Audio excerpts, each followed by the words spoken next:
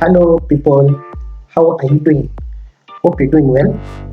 My video for today is Women of the Bible series, and the case study is Esther, and her story goes like this.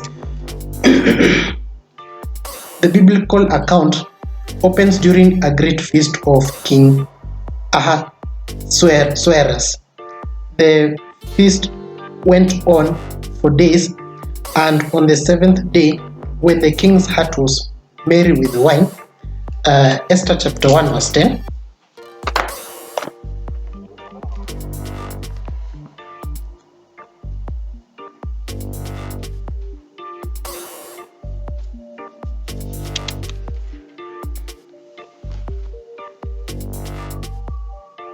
On the seventh day, when King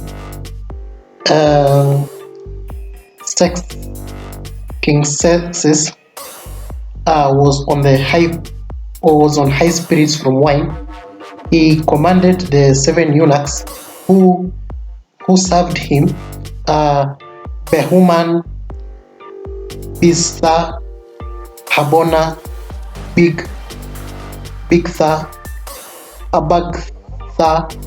Zethar, and Carcas, to bring before him Queen Vashti, wearing her royal crown, in order to display her beauty to the people and nobles, for she was lovely to look at. And he commanded his chamberlains to bring Queen Vashti to him, so he could show her off because she was very beautiful. Meanwhile, the queen was having a feast of her own for all the women, and she refused to come at the king's command. So when they sent Queen Vashti to come to the king, Vashti was not able to come, and she was having a feast of her own, and this therefore displeased the king, and he was not happy about it. And the king was very angry and consulted the wise men to see what can be done about her. And one of the princes suggested that Vashti should abdicate her throne and give her estate to another woman to be subject to the king's wishes. So the princess suggested that Vashti would lose her throne, and that throne would be replaced by another woman who would please the king. So Esther chapter 1 verse 20.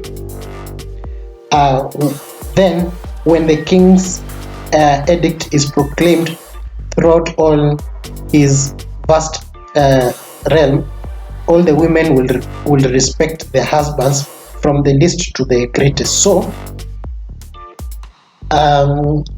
the king made a decree that all the women would be submissive to the husband from the least to the greatest. That was the decree after Queen Vashti disappointed him. And the search began for a new queen, since Ahasuerus put away Vashti, and young virgins were sought from far and wide to be taken into the house of women in the palace. So the king decided to look for a new queen to take over, to replace Vashti, and he made sure that the young virgins were brought to the king, and they were put into the house of women, and the young girls were taken into the custody of Hege or Hegai, the keeper of women in the palace. So Hegai was the one who was to keep the women in that place, and they were to begin a purification process before they were presented to the king as a candidate to be his new queen. So the young virgins were put on a purification process before they were presented to the king, and the king selects which one of them is the best for him to be his new queen. And among the young virgins was Hadassah, the adopted daughter of Mordecai, a Jew, who lived at the palace, and her name was changed to Esther to hide her Hebrew heritage so that she would be pleasing to the king, as told by Mordecai. So Mordecai was telling Esther that she has to change her name from Hadassah to Esther so that she would preserve her Hebrew heritage, and so that no one would know that she came from Hebrew origin. And Esther found favor in Hegai's eyes and was given the best palace in the house of women, and quickly began her purification process, which took 12 months to complete. Esther chapter 2 verse 7 to 12. Mordecai had a cousin named Hadassah, whom he had brought because she had neither father or mother. This young woman, who was also known as Esther, had a lovely figure and was beautiful. Mordecai had taken her as his own daughter when her father and mother died.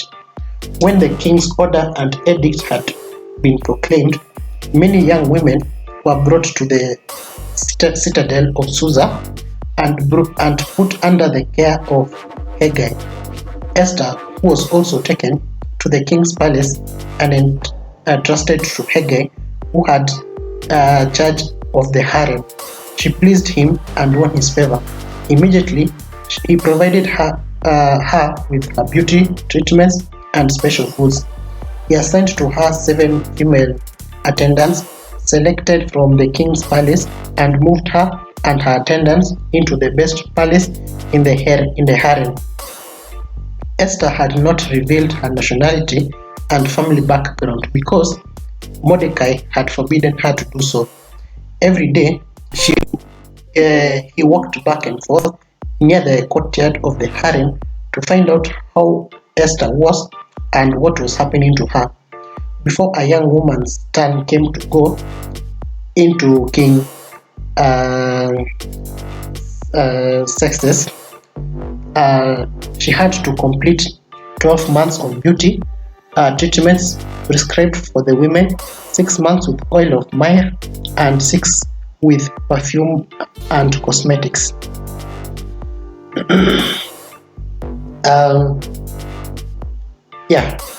As each woman went to be presented to the king, she would go in one day and return the following day. After this, the women no longer virgins were sent to the house of the concubines, that is harem. The Esther chapter 2 verse 18.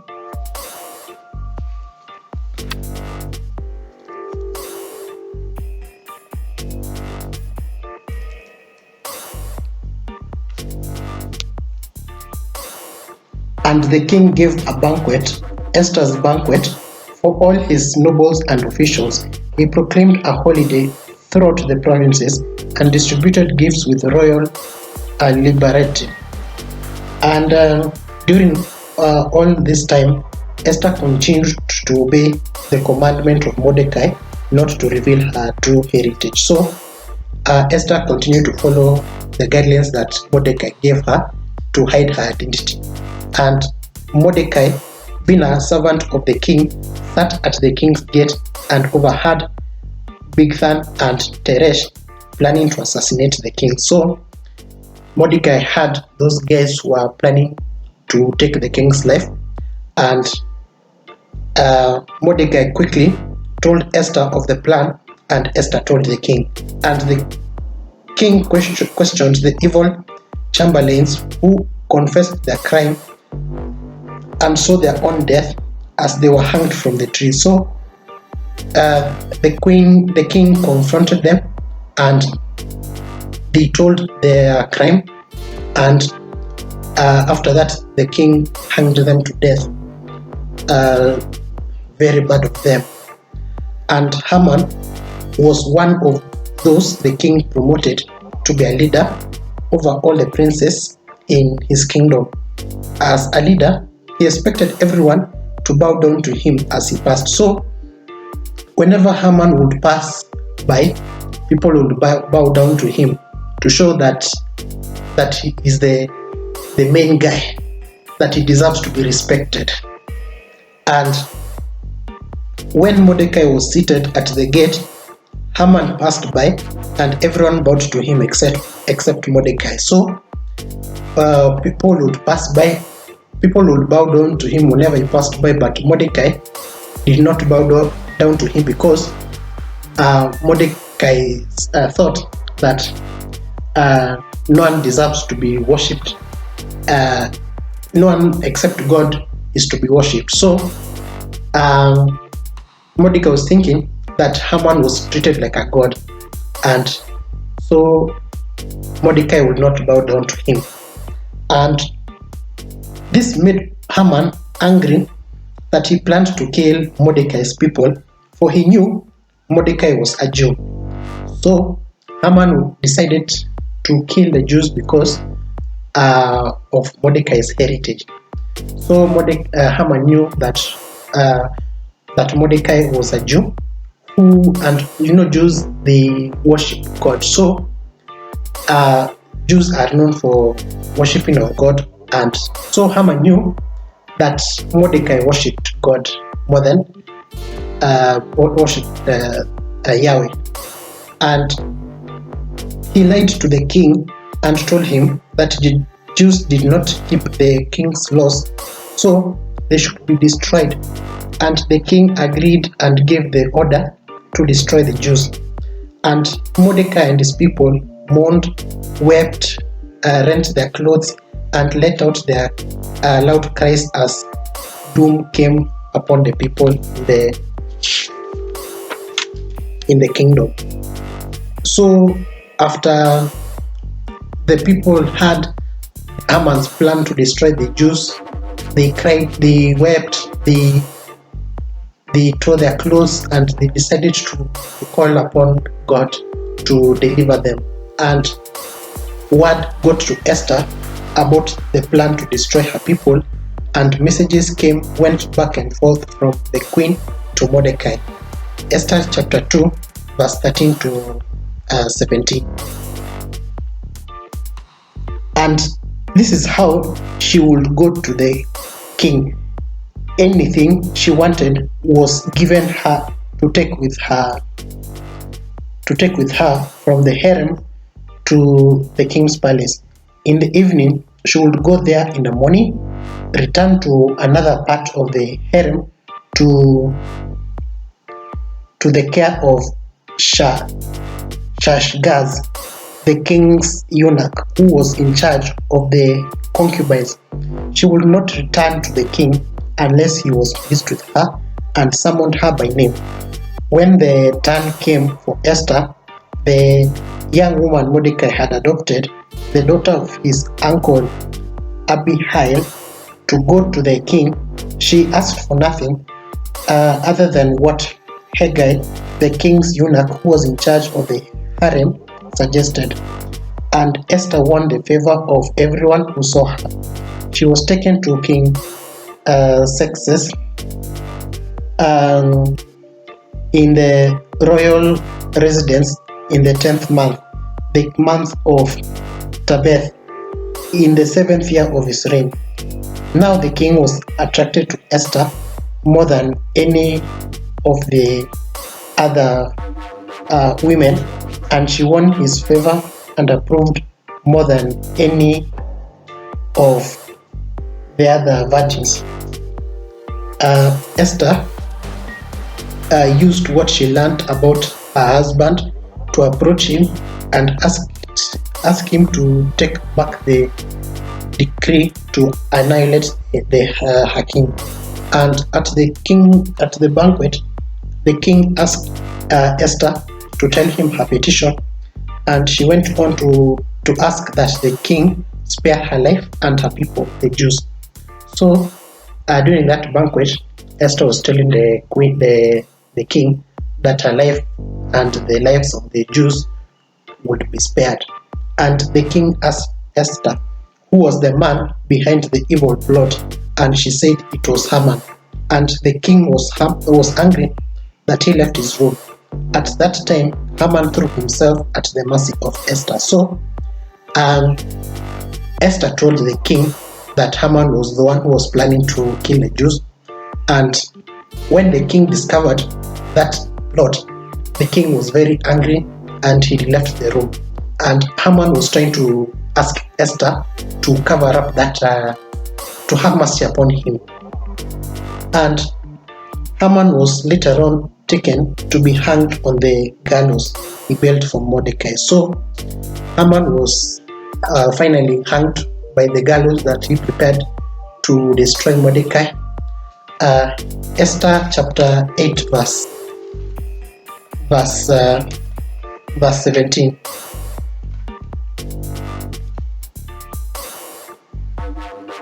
In every province, in every city to which the edict of the king came, there was joy and gladness among the Jews, with feasting and celebrating.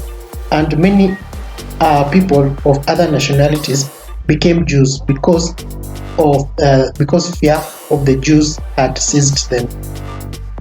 Esther chapter 9 verse 16 to 17. Meanwhile, the remainder of the Jews who were in the king's provinces also assembled to protect themselves and get relief from their enemies. They killed 75,000 of them, but did not lay their hands on the plunder.